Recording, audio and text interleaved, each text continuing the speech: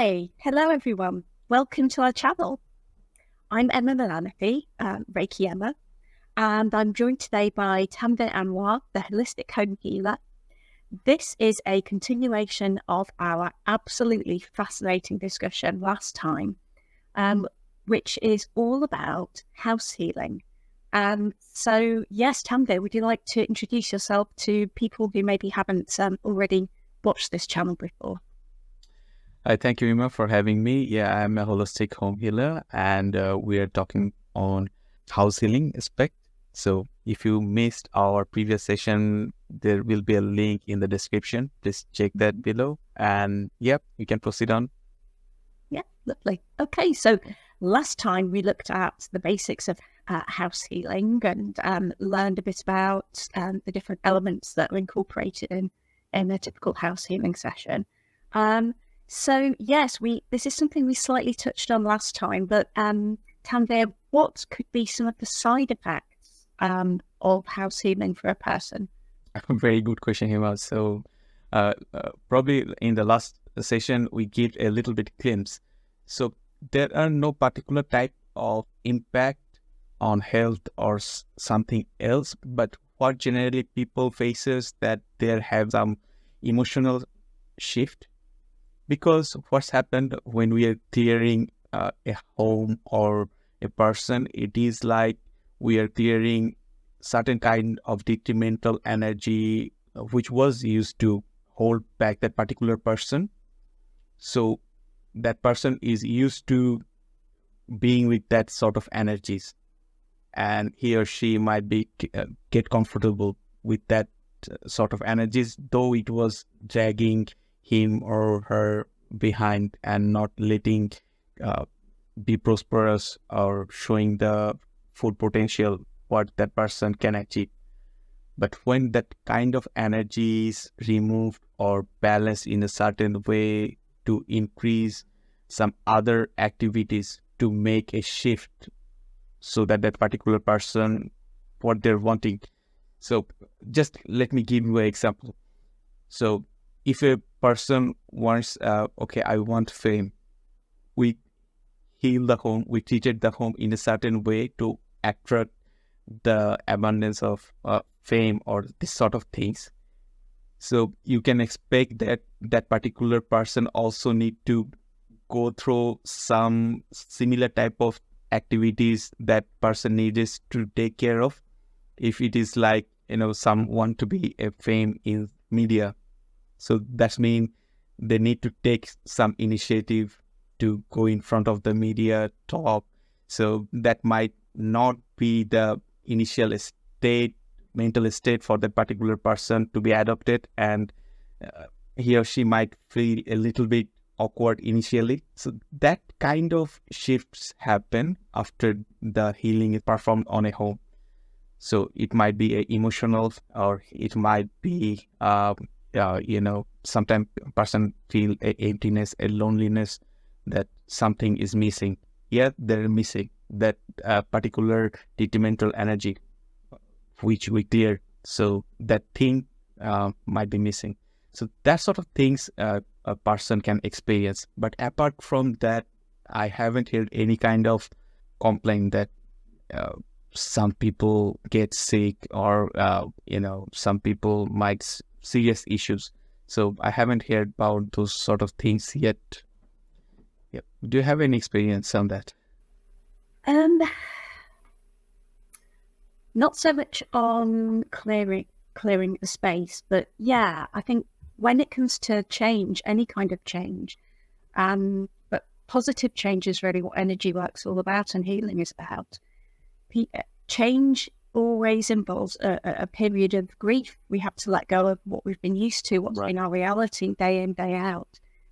Our homes and the spaces we inhabit are kind of almost like an extension of ourselves and our energies. They are very kind of personal and important to us. So any kind of change is going to be difficult. And actually the fact that I think sometimes for people, when they want positive change to happen, they look for it, they make it happen, or they take action to invite that positive change in. when that change occurs, they maybe feel guilty for feeling grief or sadness or loss. And it is loss. And it's important to allow ourselves to feel these emotions and to process them, because otherwise we'll be judging ourselves and carrying it around. And that's going to be an unhelpful kind of energy. It's kind of a purging process. We have to change as well as our lives and our environments. That's kind of what came forward to me whilst you were talking as well, Tanvir. So yeah, it's healing not just for the space, but for us, and we need to make sure that we take care of our own healing when we're making wider changes in our lives and our environments, don't we? I think The same thing I was trying to explain. Yeah, you're spot on. Thank you. Yes. So reiterating what you'd said. Yes. Yeah. Okay. So yeah, I have another question, if that's okay. So Tanvir, what are the different types of house healing services that are out there? You mentioned in the last session that you make use of things like Reiki, angelic Reiki, and dowsing, and Vashtu. And you said that other people make use of different tools. So how does that translate into different types of service, different types of package for different clients from your experience? Yeah, thanks, Ema. That's a very nice question. So the thing is, let me go in a different track. It would be more easier to explain. So let's, for now, just stick with the domain which we haven't explored yet. So only the house healing. So there are different kind of aspect. House healing is a subdomain of geomancy. So it's coming from reading the energies of land or some particular spaces. And then it's also divided in some other aspect, because people like us generally focus on the energy aspect, that whether there are any kind of ley line is there, or whether there are any kind of water line is crossing there, because the water line, some sinkhole, these sort of things are quite detrimental for that particular inhabitant who are inside that home. And if they're spending most of their time, like they're sleeping on a bed and there is a water line is going beneath the bed, then that particular person may have some health issues. So we're focusing on that particular type of things. Yeah. I have a question. So, for example, in somewhere like Manchester, which has a lot of it has a lot of cabins and underground holes, really big ones, and you sometimes get big holes appearing in the road and things like that because of the way the earth's formed. Does that have a negative impact on the whole city? Yeah. The thing is, definitely there are some impacts, but it depends on the energy of that particular person, because sometimes a detrimental energy might not be affected on a particular person due to kind of energy balancing sort of things. So we are always treating if that particular person is having some issues. So if even if we found certain type of things which might be detrimental for that particular person, but it is not affecting, so we are not doing any change of that particular thing, because it means that that thing's already been balanced with that particular person. So if we're going to make any change, then it might the scenario might be different. So if it's already harmonized, don't shift it and put it into this harmony. Yeah. What is beneficial for that particular person? So it's not beneficial for us. So I want to say one story. So it is like I want to see a book. So it is a very good book from Adrian Weber. So Heal Your Home. So it's a very good book. So the author of that book, Adrian, saying a story. So one of his student was doing dowsing and find a detrimental line in the home for a particular client. And then what happened, when he treated that thing, the client called him again that nothing changed. and the thing is something get worse. And when nothing was working, his mentee consult with Adrian that what is happening over there. So he just asks that particular, that mentee that what he did. So I have figured out there is a this sort of detrimental line beneath the ground, and I treated it. So he just asked, did you ask whether that detrimental line is detrimental for that particular person is not, or whether it is detrimental for you? So, yeah, it's like the same thing. We need to figure it out that if we found a symptom which matches with those sort of things, then we proceed on.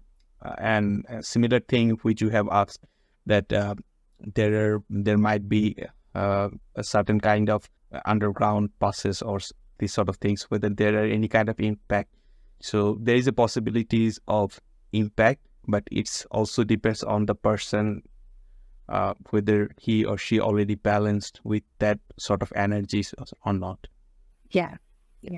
And that made me think, that makes me think of the fact that it's so true with healing people as well, isn't it? Quite often we'll find something as an energy healer, and it's very easy to say, I felt this at this place, so that means this, because in the chakra system this means this, or because I've been taught that this means this, or this meant this for another client, so I'm going to tell you that this is what you need to do. It's not necessarily the case. That information could be something totally different. It could be something particular to that client.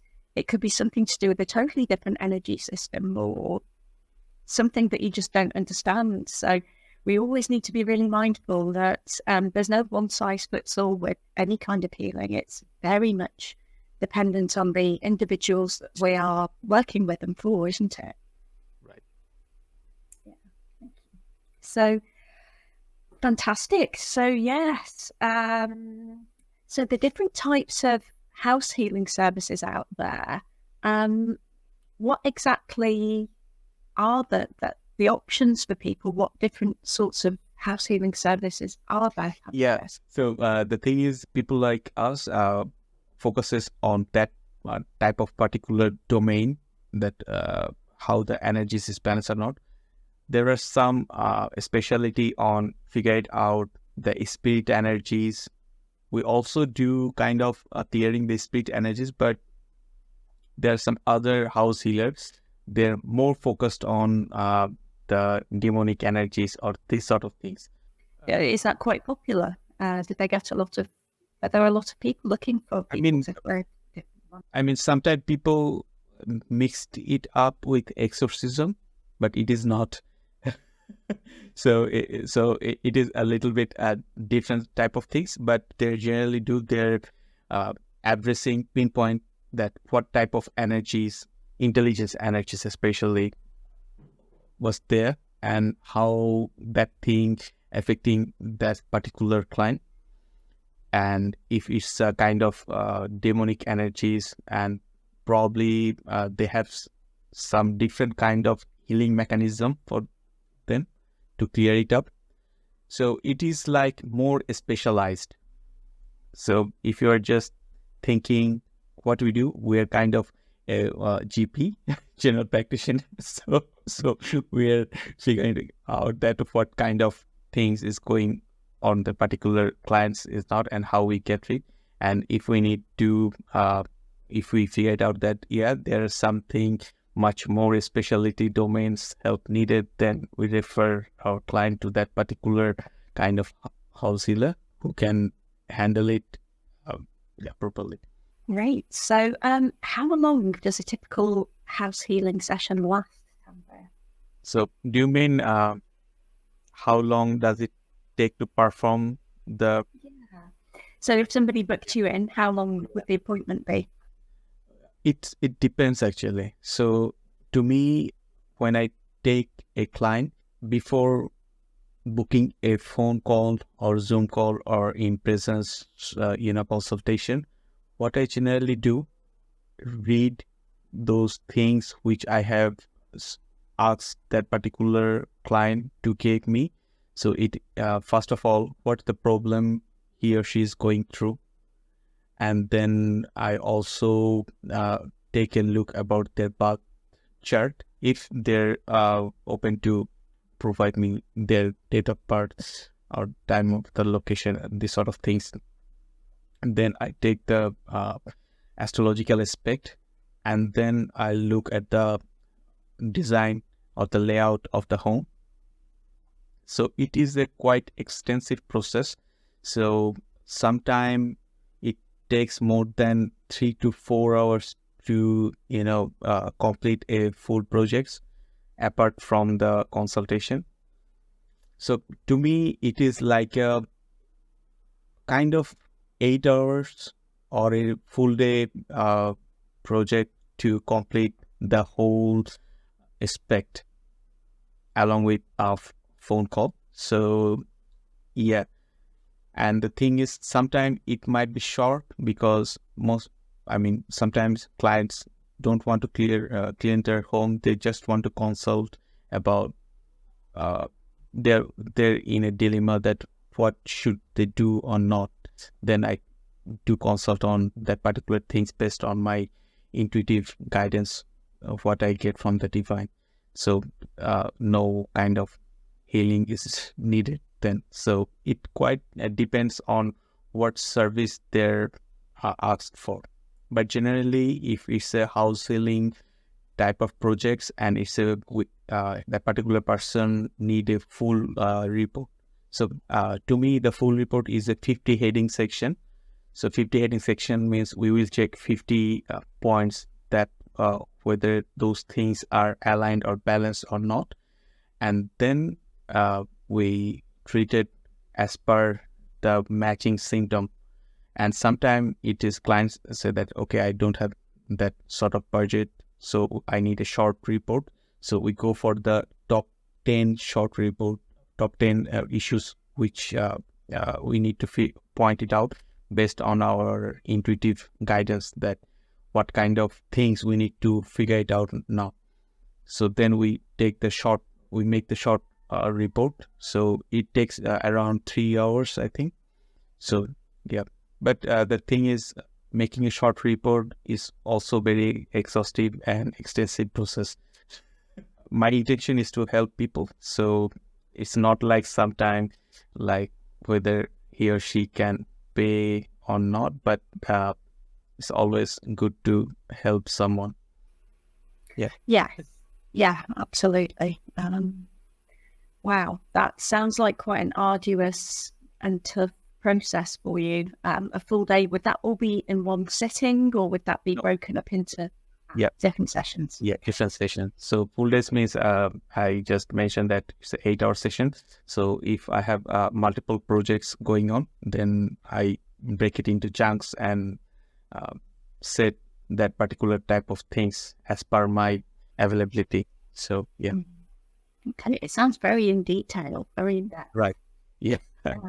Especially when you are balancing the vast stuff of things, because we need to figure it out that whether the direction is there is any cut, or is it the zone extended zone is making any kind of impact or not. So these sort of things are needed to be sorted. So yeah, that's you'd be wondered. So sometime my teacher from whom I have learned Vastu, so for him it takes around few weeks to sort out certain kind of Vastu consultancy, because generally they used to do big type of project like doing Vastu for a factory or this sort of things. So, and they're charging quite high, probably sometimes it is 15 to 20 grand. So yeah. Yeah, you've got to price yourself right. It's not a charity, is it? It's and whilst it's good to help people, regardless of whether they can afford your normal price or not. It's important to be able to support yourself, because you've undertaken a lot of time and effort and development and money to do your training and to get to where you are, haven't you? it's always like energy exchange fees. So we're and we always need to. Sometimes people think that okay, he's doing some spiritual service that should be free, or then after that. No, uh, even if we do those type of things for free, it will not work because we are not taking the energy exchanging fees. That means it's a kind of free things, and when it's a free things, then generally what I have seen, it's not works. No, So no, and my personal experience, I can say that. So a fee is always needed, whatever it is. absolutely. And it means that the person can open-heartedly receive it because they don't feel on any level that they're getting something for nothing or being unfair. And also there's the fact that, kind of it's living isn't free. So we do need to pay the bills. So you'd end up with only people doing it. If it was all free, you'd end up with the only people being healers are the ones who don't have to work, wouldn't you? So anyway, right. So that leads us on to the cost for house healing. How much would the different kind of packages normally cost, Tanvir? So it depends on practitioner to practitioner. So what I generally charge our client might not be feasible for other practitioner, and it's keep changing. So what I will suggest that if someone is very much interested, then look at the website. The price is already mentioned there because it is keep updating. I don't know whether our viewers is watching this video from the time, so it might be a year or 2 years later, so it might change. But generally, the practitioner mentioned their price plan in their website. So go to their website and definitely we'll figure it out a ballpark figure over there, because most of the time it should be a ballpark figure because we ourselves, we don't know that how much we need to charge. If we can see that, okay, a very little stuff needs to done for the particular person, then why charge them so large? So yeah, figure it out going through the website. Brilliant. Okay. Well, that's all really enlightening and really fascinating stuff. Thank you so much, Tanvir. I think we're going to have to wrap up for today, and but we'll be back again soon, viewers, and we'll be looking at more fascinating insights into house healing and learning all about that modality. So thank you so much for your time. It's been an absolute pleasure to have you on the show today, Tanvir. Thank you so much. Thank you. Take care. Bye. Bye. Bye.